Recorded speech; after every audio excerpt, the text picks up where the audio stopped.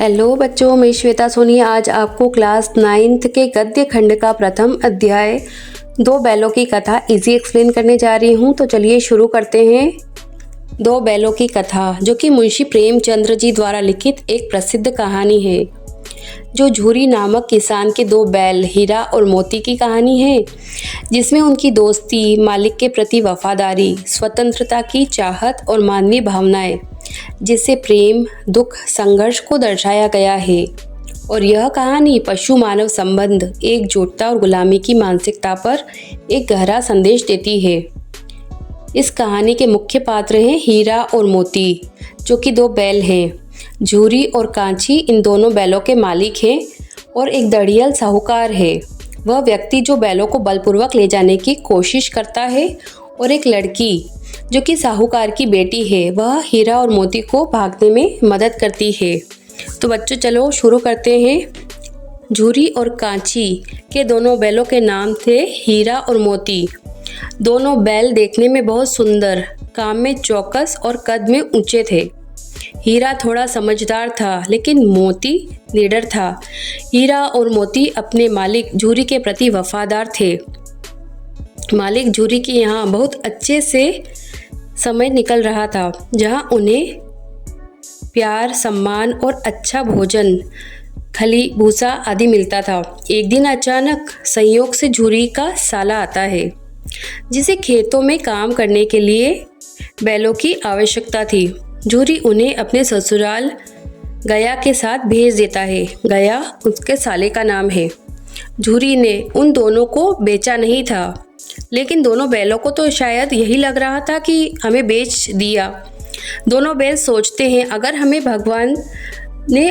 भगवान ने वाणी दी होती तो हम पूछते कि हमें क्यों निकाल रहे हो। अगर काम में कोई कसर थी तो और काम करवा लेते। हमें तो तुम्हारी चाकरी में मर जाना मंजूर था। दोनों बैलों के न चाहते हुए भी गया उन्हें शाम तक अपने नए स्थान पर ले जाता है। नया मालिक, नया गांव उन्हें बेगाने से लगते थे। रात को जब सभी सो गए तो हीरा और मोती दोनों भागने की योजना बनाते हैं और सफल भी हो जाते हैं। दूसरे दिन जब झूरी सोकर उठा तो उसने देखा कि दोनों बैल अपने खूंटे के स्थान पर खड़े हैं। उनके खूरों में कीचड़ और दोनों की गर्दनों में सूखी घास लगी हुई है। दोनों को देख कर के ऐसा लग रहा था जैसे कि वे भाग कर आए हैं। झूरी देख कर के बहुत खुश हो जाता है और दोनों को गले से लगा लेता है। लेकिन झूरी की पत्नी कांची बैलों को देख कर के बहुत गुस्सा करने लगती है। ये दोनों कामचोर हैं, इसलिए भागकर आ गए। कांची ने नौकर को आदेश दिया कि दोनों को सूखा भूसा ही दिया जाए। लेकिन जब दूसरा दिन होता है तो झूरी का साला फिर वापस आ जाता है और हीरा और मोती को अपने साथ ले जाता है। वह उनसे भरपूर काम करवाता है और भोजन नहीं देता। लेकिन रात में एक छोटी सी लड़की आती है और उन दोनों को एक रोटी देकर चली जाती है। उस एक रोटी से उनकी भूख शांत नहीं होती, लेकिन मन तृप्त जरूर हो जाता था। उस लड़की की माँ नहीं थी और सौतीली माँ उसे बहुत मारती थी। दोनों बैलों को उससे आत्मीयता थी। एक दिन रात में दोनों भागने की योजना बनाने लगे, लेकिन रस्सा इतना मोटा था कि किस तरह तोड़ा जाए, यही सोच रहे थे। तभी वह लड़की आती है। दोनों बैलों से कहा, खोल देती हूँ, भाग जाओ नहीं तो मारे जाओगे।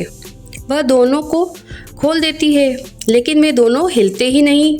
उन्हें लगा कि कहीं इस अनाथ पर कोई आफत ना आ जाए। लेकिन लड़की अपनी चतुराई दिखाती है और चिल्लाने लगती है, दोनों बैल भागे जा रहे हैं, जल्दी दौड़ो, जल्दी दौड़ो। सभी बैलों को पकड़ने के लिए दौड़े। दोनों बैलों के भागने का मौका मिला। ऐसे दौड़े कि मार्ग का कोई ध्यान ही नहीं रहा, बस दौड़ते जा रहे थे। रास्ते में भूख लगी तो खेत में खड़ी मटर खा ली, पेट भी भर गया। आगे गए तो एक सांड से टक्कर हो गई, वहाँ पर भी दोनों ने अपनी चतुराई से जीत हासिल कर ली। सांड से लड़ते लड़ते दोनों को भूख लगी। मोती मटर के खेत में घुस गया। हीरा ने मना करने के बावजूद भी कुछ आदमी आ गए और लाठियाँ लेकर के हीरा तो मारने लगे। लाठियाँ लेकर के आए कुछ आदमी तो हीरा तो निकल गया, लेकिन मोती सींचे हुए खेत में घुस गया, जहाँ पर बहुत सारा पानी डला हुआ रहता है, सींचा हुआ खेत होता है जो। उसके खुर कीचड़ में धंसने लगे, भाग न सका, पकड़ा गया। हीरा ने देखा कि दोस्त अगर फंसा है तो मुझे भी उसकी मदद के लिए फंसना ही पड़ेगा, मतलब फंसेंगे तो दोनों फंसेंगे।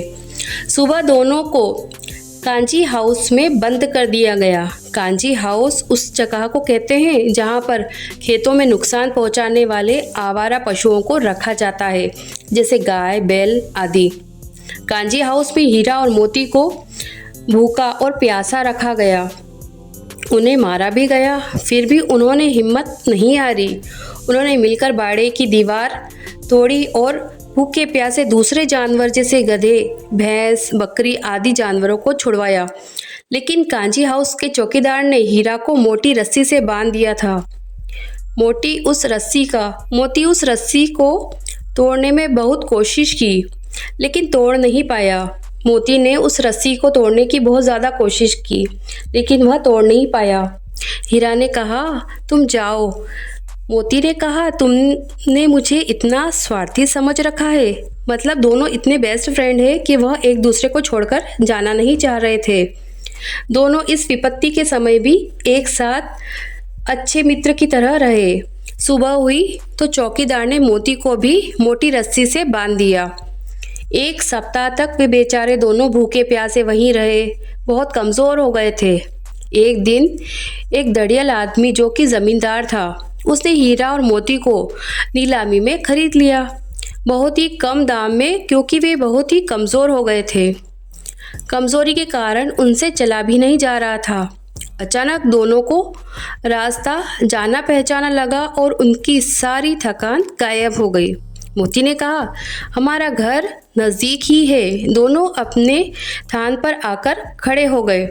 दड़ियल भी पीछे भागा। झूरी वहीं बैठा धूप खा रहा था। दोनों बैलों को देखकर बहुत खुश हुआ और रोने लगा। दड़ियल अपना अधिकार जताने लगा दोनों बैलों पर।